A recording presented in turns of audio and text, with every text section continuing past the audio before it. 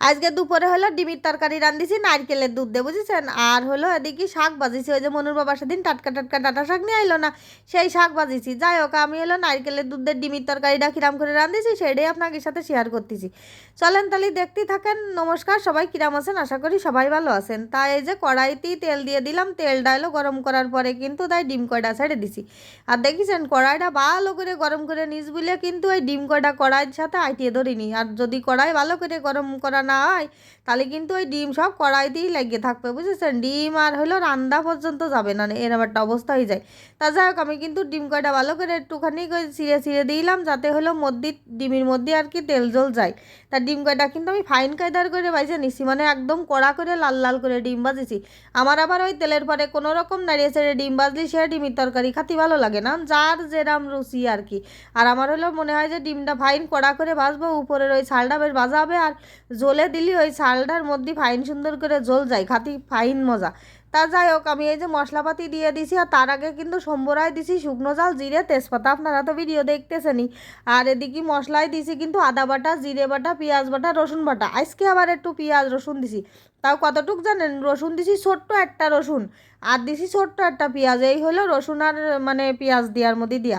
আর এই যে এখন কিন্তু এই যে চিনি দিয়ে দিলাম লাস্টে, দেখলেন তো। প্রথমে হলো লবণ দিছি, তারপরে হলো হলুদ দিছি, আর তারপরে দিয়ে দিছি চিনি, আর এখন দিয়ে দিলাম জালের গুঁড়ো। আর এতে একটু চিনি দিতে হবে না, কারণ ওই 2 চামচ মতো চিনি দিছি। এই নারকেলের দুধ দিয়ে মানে তরকারি যাই রান্না করেন দেখবেন সেই তরকারিটা হলো একটু মিষ্টি মিষ্টি হলেই খাতি ভালো লাগে।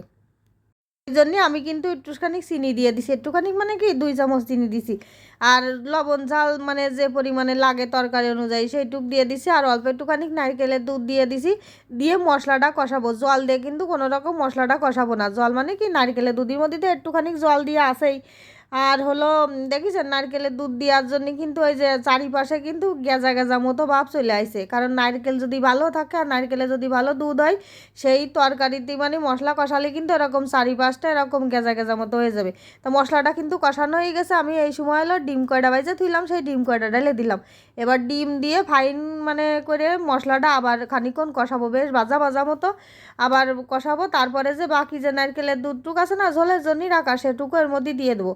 আর নারকেলটা আমি কিরাম করে দুধ করেছি জানেন? ওই কুড়াই নিছি, কুড়াই নিয়ে তারপরে ব্লিন্ডারে বাটিছি।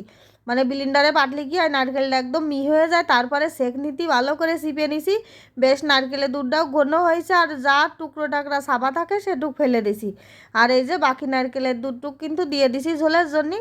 আর এখন ফুটতে যেটুক সময় লাগে, বুঝেছেন, যতক্ষণ না ডিমের তরকারিতে বেশ একটু তেল তেল ভাব আসবে মানে তেল ছাড়বে, ততক্ষণ কিন্তু রান্নাটা চলতে থাকতে হবে। আর এর মধ্যে কিন্তু আর কিছু দেবো না, নামানোর আগে শুধু একটুখানি গরম মশলার গুঁড়ো দিয়ে ডিমের ঝোলটা নামাই থুয়ে দেবো। তাই যে এখন তো দেখেছেন রংটা কী রকমের হয়েছে, এই যে ডিমের ঝোল কিন্তু শুকোয় আইছে, বেশ একটু ঘন ঘন ভাব চলে আইছে। আর একটুখানি জাল দিলি পরে তেলও ছাড়ে দেবে। তাই এইভাবে নারকেলের দুধ দিয়ে ডিমের তরকারি রাঁধলে কিন্তু সেই স্বাদ লাগে। এই যে মানে সেই তেল তেল ছাড়া ছাড়া ভাব কিন্তু চলে আইছে। আর দেখছেন কি সুন্দর রং হয়েছে। আর এরকম করে ডিমের তরকারি রান্না করলি না পোলাও ভাত দিয়ে খাতি যে কি মজা লাগে। আর গরম ভাতের সাথে মানে ভাতের সাথে ভাত মানে সাদা ভাত খাও পোলাও ভাত খাও মানে সপ্তাহের সাথে এই তরকারিটা এত মজা লাগে তার কি কব। আর আমার মনে হলো প্রায় দিনই মানে চিংড়ি মাছ খাও, ডিম খাও, মানে সব সময় নারকেল যদি ঘরে থাকে তাহলে সব সময় কয় যে নারকেলের দুধ দে মা, তুমি যেরকম করে তরকারি রান্না এরকম করে রান্না করো। তখন ওদের কথা মতো আমি ওইভাবে একটু রান্নার চেষ্টা করি। ওদের কথা মতো বলতে কি নিজেরও একটু খাতে ইচ্ছা হয়, ওই জন্যই এরকম করে রান্ধি। তা যাই হোক, এই যে কিন্তু এখন ডিমি কিন্তু তেল তেল ভাব ছেড়ে দিয়েছে, এখনই কিন্তু তরকারিটা নামাই নিতে হবে। রোয়াংটা হয়েছে কিরম সুন্দর দেখেছেন, মনে হচ্ছে যে এখনই হলো গরম ভাত দিয়ে কয়টা খাই, মানে রান্নার সময় আর কি, পরে তো খাবার নেই। তারপরেও রান্তি টান্তি দেখবেন মাঝে মাঝে এত সুন্দর গন্ধ বেরোয়, মনে হয় যে একটু গরম ভাতের সাথে একটু খাই। কিন্তু সবার সাথে খাওয়ার মজা আলাদা, আর একা একা খাওয়ার মজা আলাদা।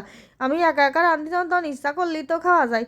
তা আমি অত সব খাই না। এখন এই যে মানে গামলায় তরকারিটা ডাইলে নিয়ে আসছে, আর গরম মশলা তো দিয়ে দিছি অল্প একটুখানি, দিয়ে নামাই নিয়ে আসা হয়েছে। আর এই যে শাক ভাজি, আর শাক ভাজিটা কিন্তু মানে কালো জিরে, কাঁচা জাল, পেঁয়াজ, রসুন তেলের পরে দিয়ে তারপরে এই শাকটা ভাজা করা হয়েছে। আর শাকটা খুবই সুন্দর ছিল, মানে একদম ফ্রেশ শাক ছিল তো দেখিছেন। আর ডিমির জল ওই যে নামাই দিয়ে দিছি, এখন সবাইরে একসাথে ভাত খাতি লতি দিয়ে দেবো, মানে 3 বাপ বিটারে একসাথে দিয়ে দেবো। আর সবাইরে দেওয়ার পরে আমিও নিয়ে খাতি বসবো। আর দেখিছেন কি সুন্দর হয়েছে ডিমির জলটা। আর গরম ভাতের সাথে সেই মজা লাগবে। আর আমার ছোটো মনু এই তরকারিটা আবার খুব ভালো খায়, কারণ এই তরকারিটা অতিরিক্ত ঝাল হয় না, একটু মিষ্টি মিষ্টি টাইপের হয় তো, ওই জন্যও খুব পছন্দ করে। তাই যে কিন্তু শাক দিয়ে দিছি প্রথমে, আর এটা হলো ছোটো মনুর ভাত মাখাচ্ছে শাক দিয়ে। আমি বললাম যে অল্প একটু শাক দিয়ে ভাত দিয়ে ওরে খাওয়াই দাও, কারণ শাক দিয়ে মোটে ভাত খাতে চায় না। ওর হলো ডিম মাছ মাংস এই হলো পছন্দ। দেখেন শাক খাতি যাই কত রকমের বাহেনা, ওর বাপ বুলে তো ধৈর্য ধরে রয়েছে। আমি হলে এতক্ষণ খাওয়াতে গেলে পিটির পরে দমাদম 2-4 গা দিয়ে দিতাম, তারপরে ভাত খাওয়াতাম। তা যাই হোক, আমি রান্না করতেছিলাম বুঝলে মনুর বাবা আবার মনুরে শাক দিয়ে ভাত কটা খাওয়াই দিল। যাই হোক, মানে ডিমের তরকারিটা কিন্তু সেই স্বাদ হয়েছে। আর এরকম করে আপনারা ইচ্ছা করলে রান্না করে খাইয়ে দেখতে পারেন। ভিডিওটা ভালো লাগলে লাইক কমেন্ট শেয়ার করবেন। টাটা।